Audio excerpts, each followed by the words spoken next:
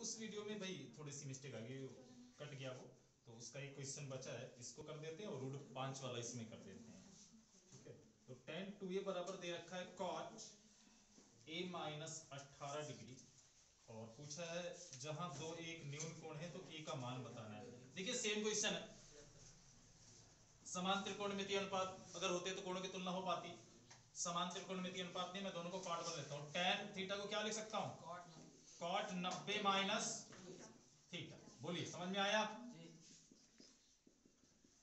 अब दोनों तरफ समान त्रिकोणमितीय अनुपात है, कोणों की तुलना हो जाएगी, तो 90 माइनस 2a किसके बराबर हो जाएगा, a माइनस 18 के, माइनस का 2a इधर 18 इधर ले आओ, 18 इधर आकर प्लस हो जाएगा, माइनस का 2a प्लस 2a और a कितने हो जाएंगे, 90 और 18 कितने हो जाएंगे भैया, 108 बटे 3,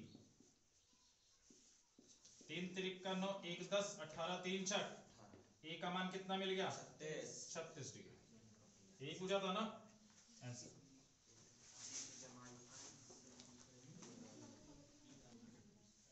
आइए उस क्वेश्चन पर बात करते हैं जिस क्वेश्चन को देखकर सभी विद्यार्थियों के दिलों में एक डर बन जाता है। कौन है आखिर वो, गौर से देखिए इस क्वेश्चन को। सिद्ध कीजिए अंडर रूट 5 एक क्या है, अपरिमेय संख्या। ठीक है ना, आप एकदम आराम से रिलैक्स होकर बैठ जाइए, ठीक है, और आपको पूरा एकदम इतनी आसानी से चीजें समझ में आएंगी। अब उसके बारे में क्या बोला जाए, आपको समझा कर ही बताया जाए कितनी आसानी से समझ में आएंगी। ठीक है, डायलॉग मारने से क्या होता है। अंडर रूट 5 मेरे को क्या सिद्ध करना है, एक अपरिमेय संख्या सिद्ध करनी है। भैया अंडर रूट 5 एक अपरिमेय संख्या है, मैं भी जानता हूं, बोला लेकिन सिद्ध करके दिखाओ। तो बात वही आ गई कि मुझे पता तो है, तुम आए मेरे घर पर या तुम मेरे गांव में आए, गांव वाला एग्जांपल ही समझ में आता है बढ़िया से, कि तुम मेरे गांव में आए और मुझसे कह रहे हो मैं इसी गांव का रहने वाला हूं। भैया मैंने तो तुम्हें कभी देखा नहीं है, मैं कैसे मान लूं, आप जिद पर अड़े हुए हो, नहीं मैं इसी गांव का हूं। तो ठीक है मान लेते हैं आप इसी गांव के हो, ठीक है, मैं आपको बाकायदे जान रहा हूं कि आपका गांव कहां है, घर कहां है, मैं पूरी तरह से आपके बारे में परिचित हूं, लेकिन आप मेरे बारे में परिचित नहीं हो, या परिचित होगे भी तो मुझसे शायद इस बात को आप सिद्ध करवाना चाह रहे हो। तो आपने कहा मैं इसी गांव का हूं, मैंने कहा नहीं इस गांव के नहीं हो, बोला सिद्ध करके दिखाइए मैं इस गांव का नहीं हूं। तो क्या करोगे आप, उसके गांव में रहने के लिए अगर वो इस गांव का निवासी है तो कुछ तो ऐसा उसके पास प्रमाण पत्र होगा जो इस गांव का निवासी उसे घोषित करे। समझ में आता है? आप देखिए आप सबकी शादी होगी कुछ दिनों बाद, होगी भाई, सबकी होगी, सबकी होगी, वो अलग बात है, कोई योगी जी मोदी जी बन जाए वो भी बड़े भाग की बात होती है, सोचिए। तो आगे बात करते हैं कि क्या बता रहा था, शादी वाली बात बता रहा था। हाँ, तो अगर आप सबकी शादी होगी, आप सबकी वाइफ जब आएगी, ठीक है ना, आप उसका आधार कार्ड संशोधित करवाओगे, है ना, उसके पिता के नाम की जगह पर पति का नाम डालोगे और उसके पते में अपने घर का पता रखोगे। अब भाई उसे क्या पता, वो पहले से आपने क्या, आप ये बोलोगे आप पहले से संशोधन करा के क्यों नहीं आई, बोलेगी मुझे पता था मुझे यही आना है, नहीं पता था ना। तो आप जब जाओगे आधार कार्ड संशोधन करवाने, ठीक है, तो आधार कार्ड जो वहां भी संशोधन होता है वहां पर एक डिमांड होगी कि सिद्ध कीजिए ये जो आप एड्रेस लिखवाने चाहते हो, सिद्ध कीजिए। वो बोलेगा कि मुझे ऐसा कोई प्रमाण पत्र दीजिए ताकि ये सिद्ध हो जाए कि ये इसी गांव के निवासी है। अब आप सोचोगे यार इस गांव में तो अभी भी आ रही है, अभी तो शादी हुई मेरी, अब मैं कैसे बोल दूं यहाँ की निवासी है। तो वहां पर ग्राम प्रधान से क्या बनवाया जाता है, एक प्रमाणित कराया जाता है, ठीक है ना, कि ये यहाँ की निवासी हैं। और ग्राम प्रधान जो होता है वो हर गांव के बारे में अच्छी तरह से, जब उसी गांव का प्रधान है तो वो एक प्रमाणित करके दे देता है, फिर उससे तहसील में जाकर के निवास प्रमाण पत्र बनता है उनका, ठीक है ना, फिर जाकर आपका वो आधार कार्ड संशोधन होता है। तो समझ में आया, कुल मिलाकर मकसद यही है कि वो जो एक इंसान आया जो कह रहा है कि मुझे मैं इस गांव का निवासी हूं, तो दिखाओ अपना राशन कार्ड, दिखाओ अपना आधार कार्ड, कुछ दिखाओ जहां पर ये एड्रेस हो, ठीक है ना। जब तक दिखाओगे तब तक मान लूंगा हाँ भाई हो, जैसे ही पता चला नहीं एड्रेस दूसरा है, जाओ निकल जाओ यहां से। तो अगर मुझे अंडर रूट 5 आया, अंडर रूट 3 आया, अंडर रूट कुछ भी आया, अगर इसने बोल दिया कि मुझे सिद्ध करके दिखाओ मैं अपरिमेय हूं, क्या दिखाना है? अपरिमेय दिखाना है। ठीक है, तुम्हें अगर जिद इसी बात की है तो मान लेता हूं तुम अपरिमेय नहीं हो, तो हो क्या? परिमेय। अब परिमेय मान लेता हूं मैं, माना √5 एक क्या है? परिमेय संख्या। परिमेय संख्या है। क्या है? परिमेय संख्या है। बोला क्यों मान रहे हो? तुमने तो बोला सिद्ध करके दिखाओ ना, तो मैंने तो बोला था मुझे अपरिमेय सिद्ध करके दिखाओ, तुम तो परिमेय मान रहे हो। मैं कह रहा हूं उल्टा इसीलिए मान रहा हूं मैं, क्योंकि दो तर्क हैं। अगर तुम परिमेय नहीं हो तो मतलब तुम अपरिमेय। ठीक है, मैं यहां पर इस तरीके से सिद्ध करूंगा कि मान लेता हूं तुम परिमेय हो। अब परिमेय का जो भी नियम है, जो भी कायदा कानून है, तुम उस पर चलो। जब तक तुम चल पाओगे तब तक तुम परिमेय रहोगी। जहां तुमने कहा मेरे बस की बात नहीं है आगे बढ़ना, मतलब क्यों कमी क्यों आई? क्योंकि तुम परिमेय नहीं हो। तुम परिमेय नहीं हो, फिर हो क्या तुम? परिमेय। परिमेय अपरिमेय। ठीक है ना? तो माना √5 एक परिमेय संख्या है, तो मुझे पता है कि अगर किसी भी परिमेय संख्या को मैं किस रूप में दर्शा सकता हूं? P बटे Q के रूप में, जहां Q is not equal to 0 होना चाहिए तथा P व Q क्या होने चाहिए? सहभाज्य पूर्णांक होने चाहिए। अब अगली बात आती है, ये कौन सी नई नौटंकी लिख दी आपने? सहभाज्य पूर्णांक। पूर्णांक तो समझते हो, पूर्णांक आधा तिहा सवा अढ़ैया ये सब जो होता है ये सब नहीं चाहिए। ठीक है ना? सहभाज्य। अब सहभाज्य वाला पूर्णांक तो समझ में आ गया।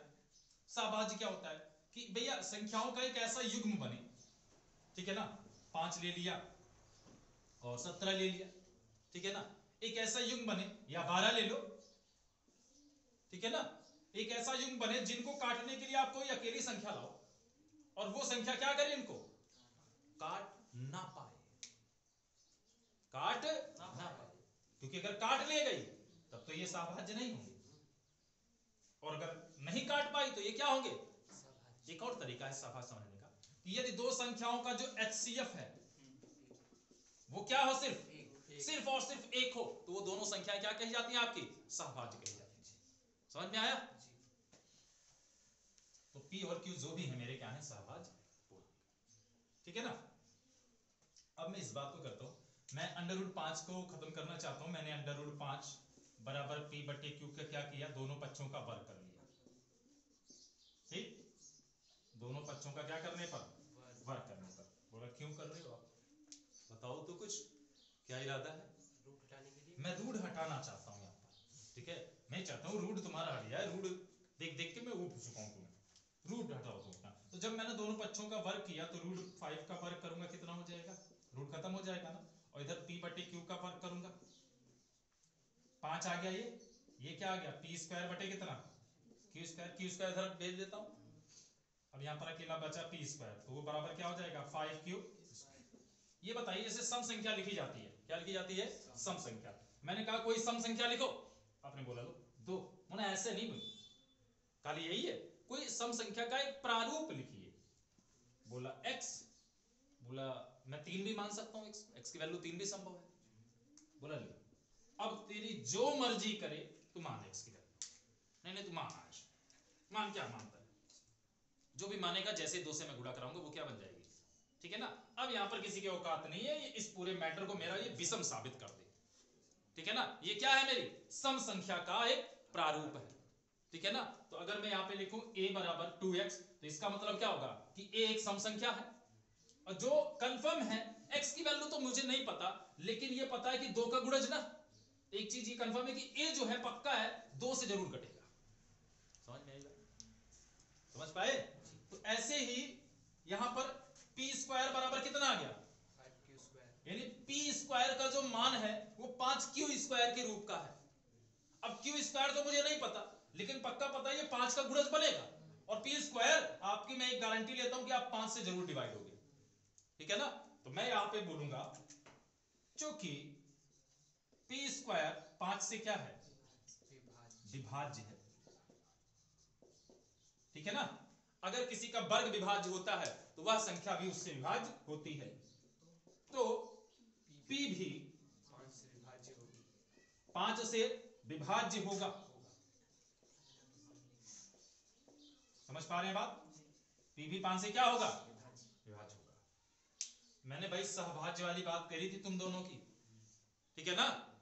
तो P को काटने वाला जन्म ले चुका है, कौन है? 5 है। 5 का जन्म हुआ, बोला मैं P को काट दूंगा। बोला हमें अभी टेंशन नहीं है, बट इतना करना Q की तरफ आंख मत उठाना, क्योंकि अगर तुम Q को भी काट ले गए तो हमारा ये नियम ही खराब हो जाएगा। मैंने PQ को क्या मान रखा है? बड़े लाडो प्यार से क्या बना रखा है? QQ को सहभाज्य पूर्णांक बना रखा है। सहभाज्य है, इन दोनों को काटने वाला कोई एक इंसान नहीं हो सकता। और तुम आकर अगर मेरा परिकल्पना गलत कर रहे हो, मतलब क्या है? क्यों मेरी परिकल्पना गलत हो रही है? क्योंकि मेरी सोच, मेरी मति मारी गई थी कि मैंने तुम पर भरोसा किया, तुमने मुझे धोखा दिया। रूट 5 क्या हो? तुम परमेय नहीं हो सकती। तुम क्या हो? अपरमेय। समझ पाए? यही मेरा जुगाड़ है इस बात को सिद्ध करने का, ठीक है ना? अब ये चीज कंफर्म होगी, P 5 से कटेगा, ठीक है ना? पूरे नगर में घोषणा कर दो, P किससे कटेगा? 5 से कटेगा भैया। तो अगर P 5 से कटेगा, मैं मान लेता हूं P की वैल्यू क्या मान लेता हूं? 5m। बोला अभी ये कौन सी याद भाई? 5 से कटेगा ना, यानी 5 का ही गुणज होगा, जहां m कोई पूर्णांक है। माना P बराबर कितना? 5m, जहां m कोई पूर्णांक है। बोला P और Q ने कम दिमाग खराब कर रखा था, m को भी ले आए। बोला देखिए कुछ चीजें हमें ऐसा जुगाड़ लगाना पड़ेगा यहां पर ताकि चीजें हमारी व्यवस्थित हो पाए। बोला यम लाने का मकसद समझ में नहीं आ रहा। हाँ, P को मैं 5m के रूप का लिख सकता हूं, ये बात तो मानने को तैयार हो ना कि P 5 से कटता है। कोई भी चीज जिससे कटती है पक्का उसी का गुणज के रूप में बनेगी वो।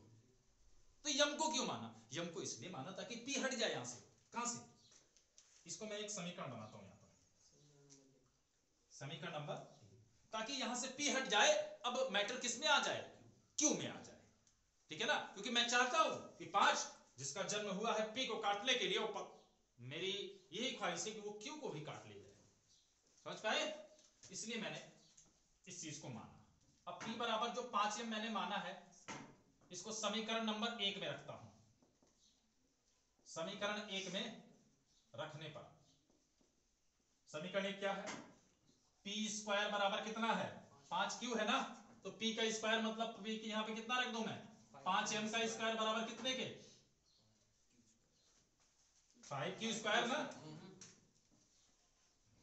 तो 5 का स्क्वायर कर कितना हो जाएगा? ये 25m स्क्वायर बराबर 5Q। 5 इक्के 5, 5 पचे 25। Q स्क्वायर बराबर कितना आ गया इधर? 5m square. मैंने पक्षांतर नहीं किया, बस क्रम सही किया है। Q स्क्वायर को आगे लिख लिया, यहां पर 5m स्क्वायर बचा था इस तरफ, ठीक है ना? बोला ये क्या आ गया? बोला Q स्क्वायर का मान क्या है? 5 के रूप का है, 5 के गुणज का रूप का है, मतलब पक्का है Q स्क्वायर भी किससे कटेगा?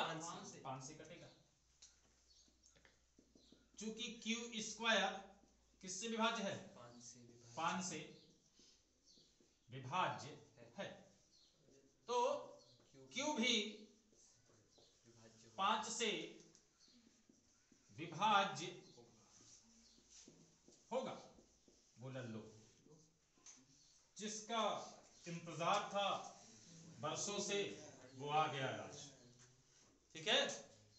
कि भैया 5 आप क्या निकले? आपने तो ऐसा कर दिया कि आप P को भी काटने वाले हो, Q को भी काटने वाले हो, जबकि मैंने P और Q को क्या कर रखा था? सहभाज्य मान रखा था ना, और आपने तो इन दोनों को काटने का कसम खा लिया, ठीक है ना? इसका मतलब मैंने जो ये माना है, मेरी ये परिकल्पना सही नहीं है। अब इस बात को मैं यहाँ पे लिखूंगा, चूंकि ये जो राइटिंग है ना, ये जरूर लिखनी है एग्जाम में, ठीक है ना? चूंकि P व Q दोनों 5 से क्या हैं? दोनों 5 से विभाज्य हैं, ठीक है ना? जो हमारी किसका? मान्यता का, जो हमने माना था, जो हमारी मान्यता का विरोध करते हैं।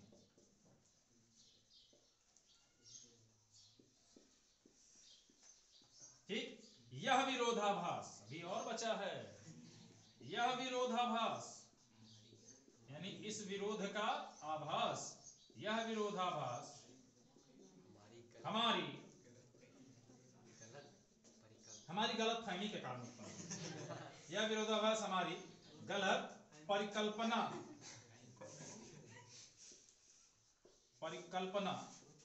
के कारण उत्पन्न हुआ। चला, हुआ वही होगी, जानते हैं, हुआ होगा। अतः दिखाई नहीं देता, अतः √5 क्या है? अपरिमेय संख्या।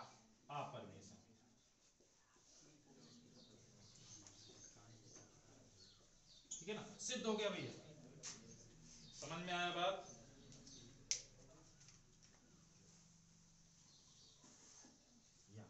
वीडियो को पॉज करके आराम से नोट कर लीजिए। उम्मीद है चीजें आपको समझ में आई होंगी।